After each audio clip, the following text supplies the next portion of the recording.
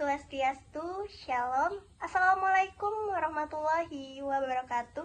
Hai semuanya, perkenalkan nama saya Anissa Marsha dengan NIM 2520091.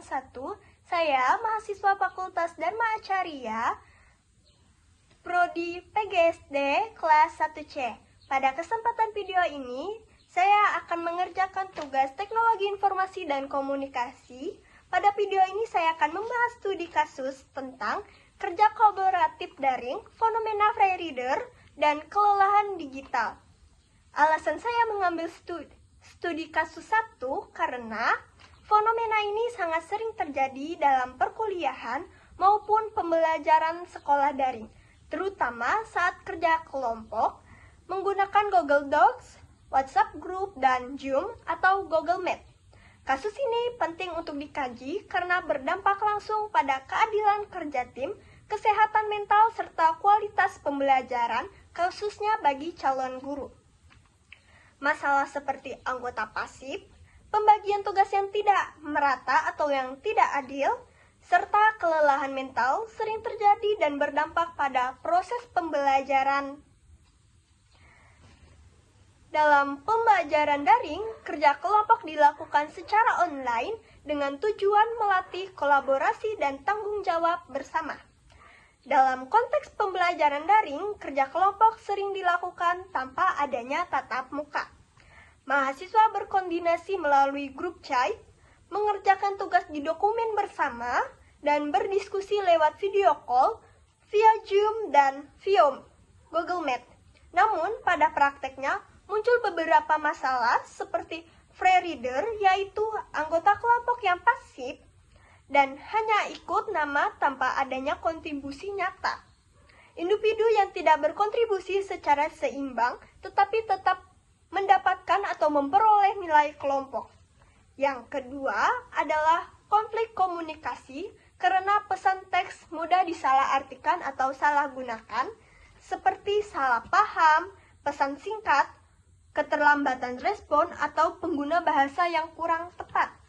Yang ketiga adalah burnout atau kelelahan digital akibat notifikasi yang terus-menerus atau tuntunan secara online. Akibat koordinasi terus-menerus melalui gawai notifikasi tanpa henti. Nah, di sini ada contohnya, yaitu contoh nyata yang sering terjadi adalah ketika hanya 1-2 orang yang aktif mengerjakan tugas, sementara anggota lain hanya muncul saat pengumpulan tugas saja atau tidak merespon sama sekali. Hal ini menimbulkan ketidakadilan bagi mahasiswa yang mengerjakan tugasnya, peran dan konflik emosional dalam kelompok. Fenomena ini dapat dianalisis menggunakan teori CSCW atau Computer Supported Cooperative Work, yaitu kajian tentang bagaimana teknologi mendukung kerja kolaboratif manusia. Yang pertama, mengapa kerja kolaboratif online sering tidak adil secara peran? Karena dalam kerja daring tidak ada pengawasan secara langsung, kontribusi individu sulit terlihat.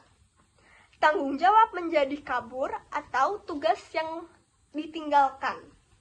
Hal ini memicu social loafing, yaitu kecenderungan individu mengurangi usaha saat bekerja di dalam kelompok. Yang kedua, CSCW dan kegagalan kerja tim akan berhasil jika adanya yang pertama, awareness atau kesadaran peran tiap anggota. Kesadaran peran tiap anggota sangat penting sekali supaya tidak adanya beban di dalam kelompok. Yang kedua, koordinasi tugas yang jelas. Yang ketiga, accountability, tanggung jawab individual.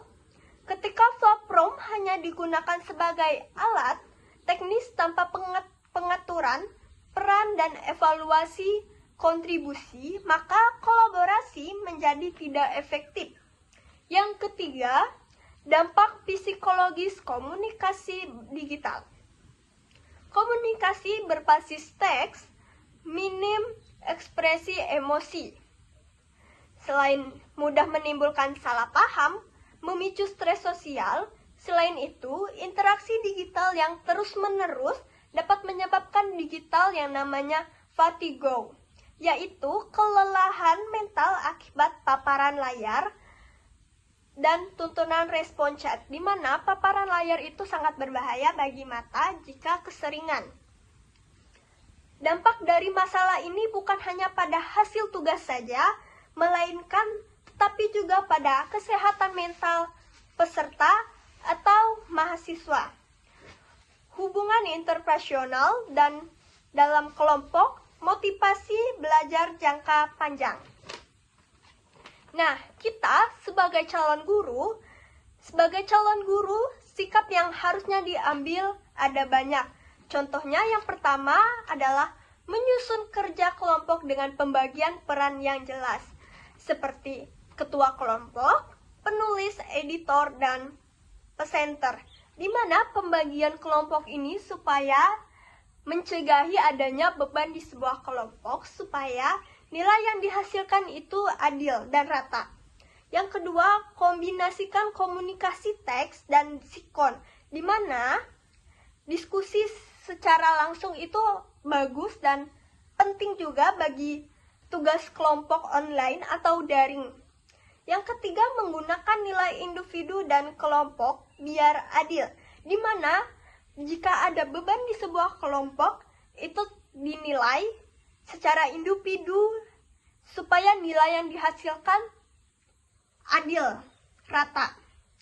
Yang keempat, membatasi komunikasi digital agar tidak berlebihan, agar mencegah yang namanya burnout di depan tadi.